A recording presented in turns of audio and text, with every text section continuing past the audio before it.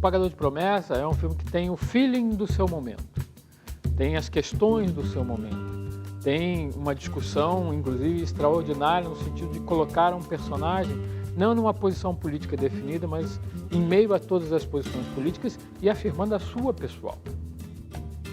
Quando chega o Anselmo Duarte com o Pagador de Promessa, mexe a Bahia, porque ele traz Leonardo Vilar, ele traz Glória Menezes, Norma Bengel. Quer dizer, você tem ali um cartel, você de elenco, né? Tem um elenco ali nacional. Hoje em dia, o que existe na Bahia é mais ou menos o que aconteceu na época do Pagador de Promessas, em que o padre intolerante não aceitou a entrada dentro da igreja com a cruz, porque era uma mistura de candomblé, de religião, de coisa do diabo. Antigamente, as pessoas tinham muito mais jogo de cintura, de incorporar certas coisas são dos deuses de Roma, outras são dos orixás, e hoje no Bonfim o que a gente vê é isso. Intolerância, impaciência, burocracia, tudo de mal que a gente encontra no nosso cotidiano está representado ali, de modo que uma pessoa que assiste o filme hoje vai sentir a mesma coisa que sentiu, que o público daquela época sentiu.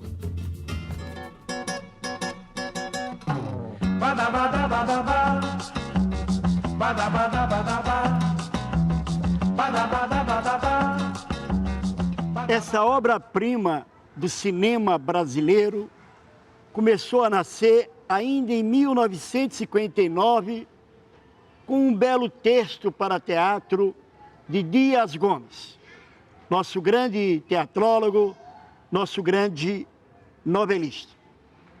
A versão para o cinema é de 1962 e foi praticamente filmado aqui, nessas escadarias da antiga Igreja do Santíssimo Sacramento, aqui em Salvador. O filme foi um sucesso, um estupendo sucesso. Aliás, foi o único filme brasileiro a receber a Palma de Ouro no Festival de Cannes, na categoria Melhor Filme. Os 50 anos de O Pagador de Promessas é o tema de hoje do programa De Lá Pra Cá.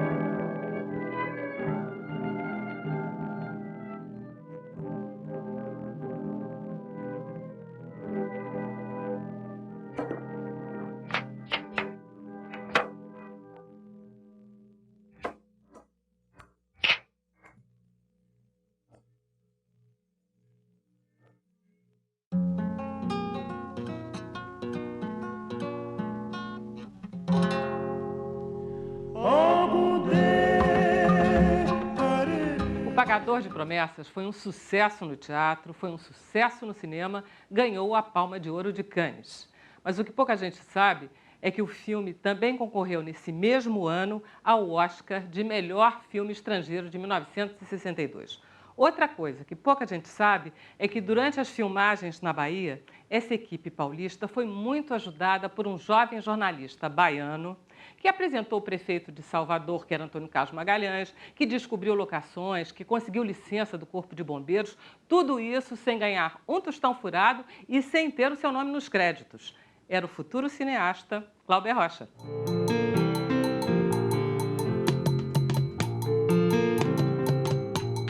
Ao meu lado, um querido amigo, uma pessoa da minha vida, de muito carinho, Antônio Picanha. Tudo bem, querido? Tudo bem. Tudo certinho? Sabe que é uma honra e um prazer, né? né? Eu também sou teu leitor e teu fã, né? Na televisão e no jornal. Que legal. Então fala aí seu envolvimento com esse projeto, Pagador de Promessa, como é que foi isso? É muito bom você falar isso, Anselmo, porque a chegada do Pagador de Promessa da Bahia é o divisor de águas, né? Tanto pelo movimento do próprio Anselmo, né, marqueteiro grande, e do grande marqueteiro baiano brasileiro, Glauber Rocha, que, né, uma câmera na mão e uma ideia na cabeça. Só que o Anselmo não estava com a câmera na mão nenhuma. Ele tinha uma ideia, tinha um projeto de Dias Gomes, né, e balançou a Bahia.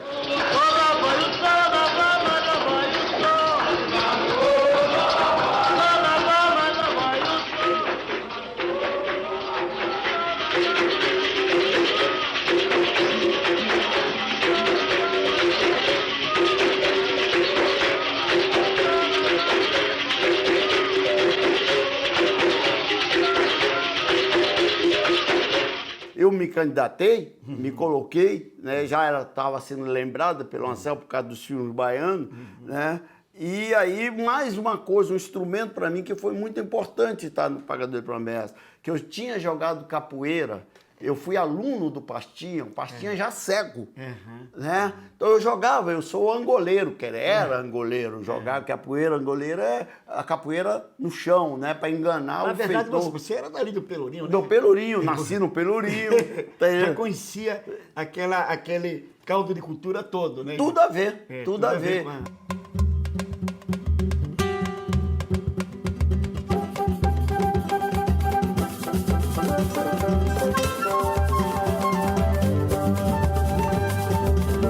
Hernani Heffner, que é da Cinemateca do MAN do Rio de Janeiro e professor da PUC, vai nos falar um pouquinho sobre as filmagens do Pagador de Promessas.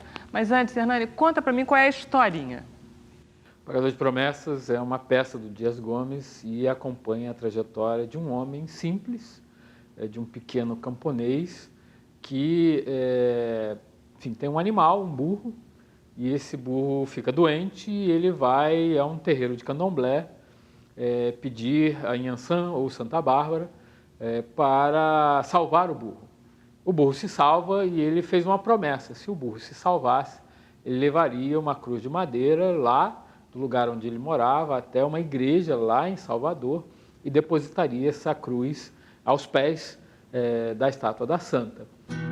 A peça O Pagador de Promessas, de Dias Gomes, foi escrita em 1959.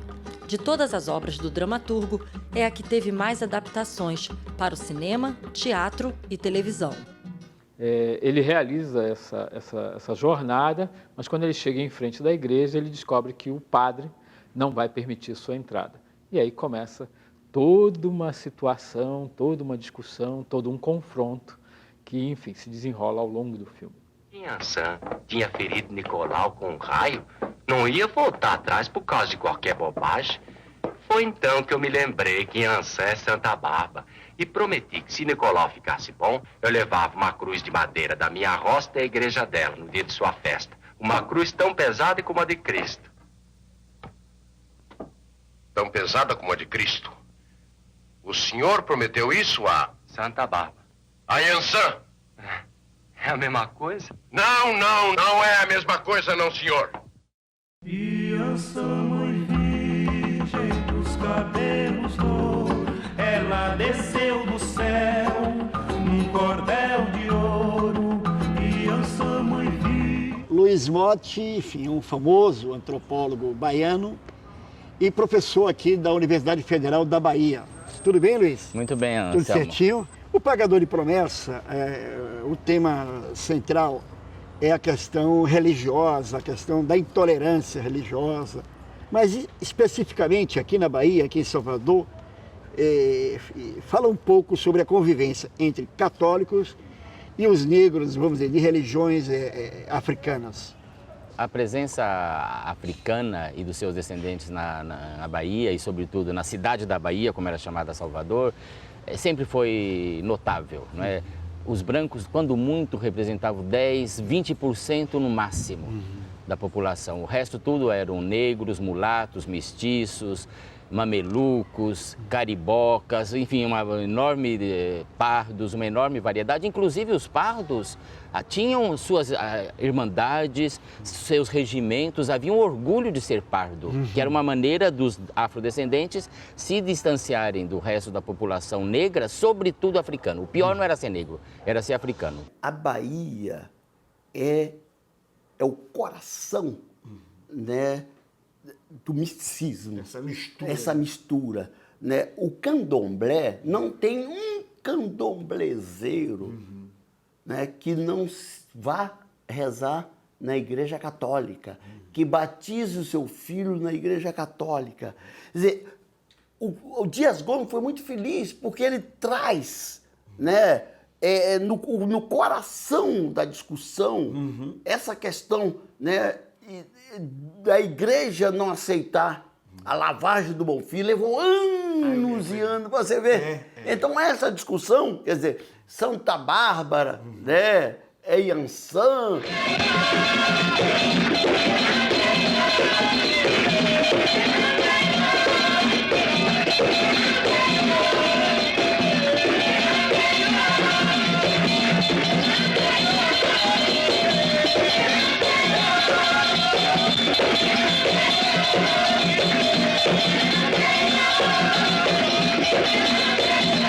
As religiões afro-brasileiras ou indígenas entraram nas casas grandes, entraram nos sobrados e mucambos de uma forma incontrolável. A igreja nós temos casos de padres aqui na Bahia, no século XVIII, que foram denunciados à Inquisição porque quando chegou uma pessoa com um diabo no corpo, falou assim, olha, quem tira esse diabo são os negros, não é um diabo que a Igreja Católica tira. Tem um outro episódio no convento do Desterro, o maior, o mais importante aqui de Salvador, e que uma freira se acusa de ter chamado uma africana para fazer um passe nela e levou uma cabeça de um bode dentro do convento e esfregando o bode na freira. Quer dizer, isso mostra que havia uma vivência, uma impregnação. Impregnado. A cultura negra que trabalhou isso para enganar os seus senhores, donos de escravos, não sei o que, seus feitores. Tá? Então, essa questão da religiosidade é muito forte. De modo que eu vejo, no caso do pagador de promessa, uma intolerância que está localizada em certas áreas do clero, não é? De certos bispos, de certos arcebispos, que viam realmente as religiões não católicas como algo diabólico.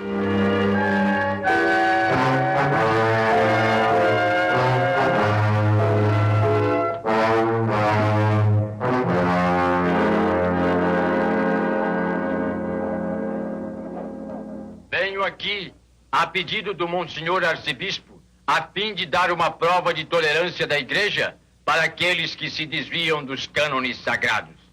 Padre, eu sou católico.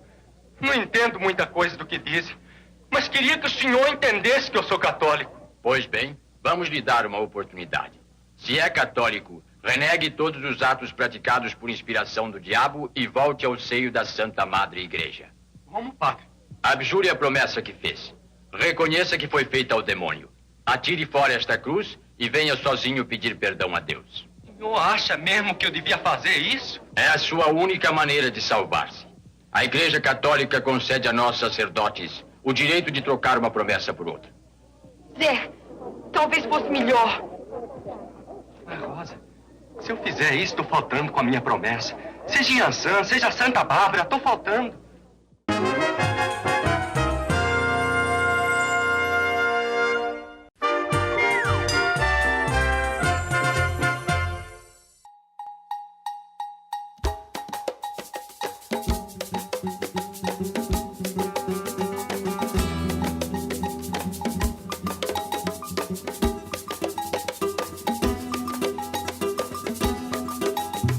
Você já foi à Bahia, Vera?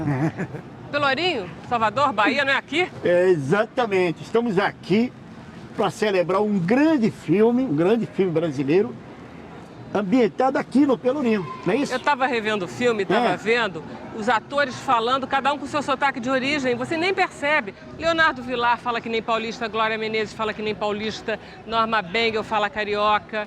E aí você vê os baianos, Otom Bastos, Pitanga falando baianês, normal, sem exagero. No caso do Otom Bastos, você vê como esse filme é atual, né? Ele faz o papel de um repórter sensacionalista, um repórter da imprensa marrom, que quer transformar o Zé do Burro no Marte. Exatamente para quê? Para vender jornal. Ou seja, o filme discute a ética da imprensa, que é um debate que está até hoje em todo lugar, né? Otom Bastos, foi o primeiro filme dele? Não, não chega a ser o primeiro, mas foi realmente o filme, assim como o Pitanga, né, que o projetou nacionalmente. O burro adoeceu. Então ele fez a promessa de carregar a cruz e dividir o sítio com aquela cambada de preguiçoso. Burro? Que burro? Por quê? O senhor também vai achar que meu burro não vale uma promessa? De modo algum. Fabuloso. Repartir o sítio. O senhor é a favor da reforma agrária? Reforma agrária? E é isso? É o que o senhor acaba de fazer com seu sítio? Eu não tô arrependido, moço. É a favor da reforma agrária.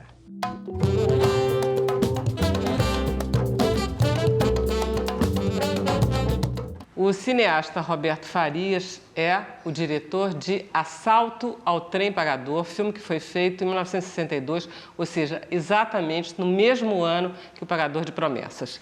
Roberto, qual é a importância do Pagador de Promessas para o cinema brasileiro? O Pagador de Promessas foi o primeiro filme brasileiro que conseguiu ganhar a Palma de Ouro em Cannes. Mas eu acho que mesmo que esse filme não tivesse ganho a Palma de Ouro, ele de qualquer forma seria um marco, porque é um filme, para mim, é um filme perfeito. É uma história forte do Dias Gomes e uma direção muito segura e criativa do Anselmo. Hernani, conta para mim um pouco como foram as filmagens.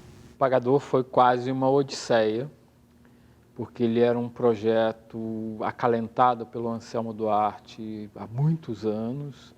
Ele procurou um texto, fosse um romance, uma poesia, acabou se fixando numa peça de teatro que servisse à intenção dele de fazer um retrato social, um retrato cultural e, mais do que tudo, fizesse um grande filme. Ele tinha essa ambição de fazer um grande filme. E ele começou, digamos assim, essa jornada logo depois que ele fez o seu primeiro longa-metragem como diretor. Absolutamente Certo, de 1957, é o primeiro filme de Anselmo Duarte como diretor.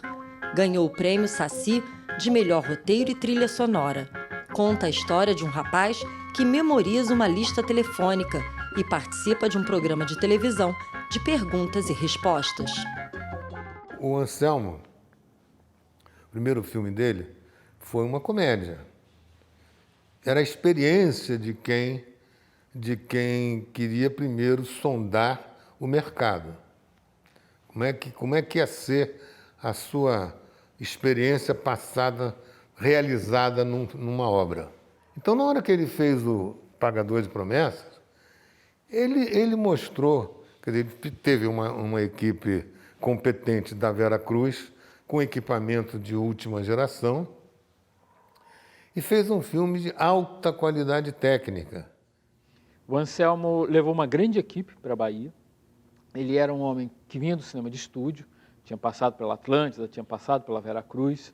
A experiência da Vera Cruz foi uma experiência muito importante para ele. Ele entendeu o valor do técnico de grande conhecimento, da infraestrutura técnica de peso, desse fazer típico do estúdio. Não adianta mais. A polícia tá aí, vão cercar a praça. Anda depressa, meu filho. Ai, meu filho, vamos, Zé. Santa Bárbara me abandonou, Rosa. Abandone a promessa também. Ela não quer que você cumpra o prometido. Não, agora eu preciso ir até o fim. Ainda que não seja por ela. Nem que seja para ficar em paz comigo mesmo. Vamos, Zé. Conversei certa vez com o câmera do filme, que era o Geraldo Gabriel, E o Geraldinho dizia, nossa, Hernani, quando fazia a curva era uma loucura, porque não tinha onde segurar. Então, as pessoas que seguravam aquilo na mão, no muque. Tá? 100 quilos da câmera, mais 60, 70 do cameraman, mais os apetrechos, etc. Enfim, mas o resultado era um resultado excepcional. E o Anselmo, né, falante, né, falador, né, ele dizia assim, vou fazer um filme para ganhar a Palma de Ouro. Ele estava com o passaporte na mão, né, da legitimidade, porque o autor do argumento e da história dele era baiano, o Dias Gomes. Então ele chegou exatamente legitimado pela Bahia e deitou falação.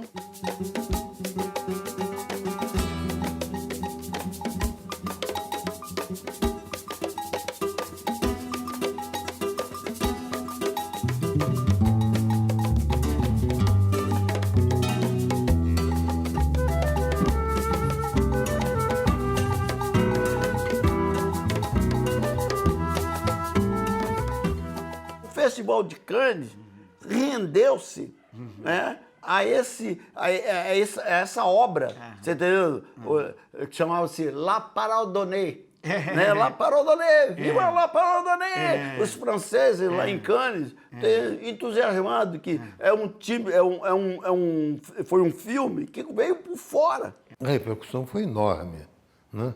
Ganhar a Palma de Ouro é um feito, não é fácil, né? Naturalmente o Anselmo foi disputar com os mesmos grandes diretores do mundo que eu tinha disputado 2 anos antes. Só que ele ganhou. Por que o filme é tão atual? Por que as pessoas, o jovem que, enfim, tem acesso a esse filme, por que o filme não morreu? Ele tem, Anselmo, vou te confessar uma coisa, eu vejo o filme hoje, 50 anos depois, que está fazendo esse ano, 49 anos depois, né? Ele me emociona.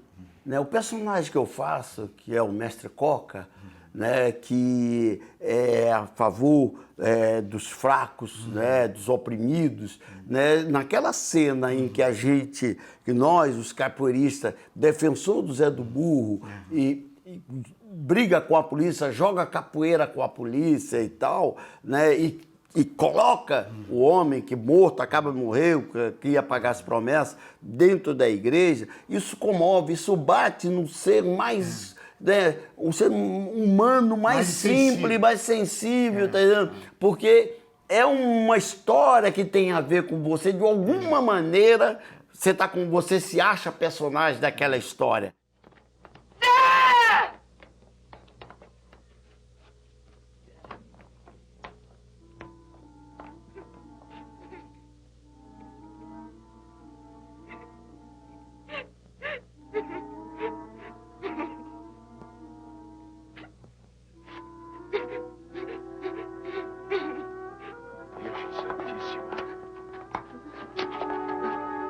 Chega perto. Queria encomendar a alma. A quem? O demônio!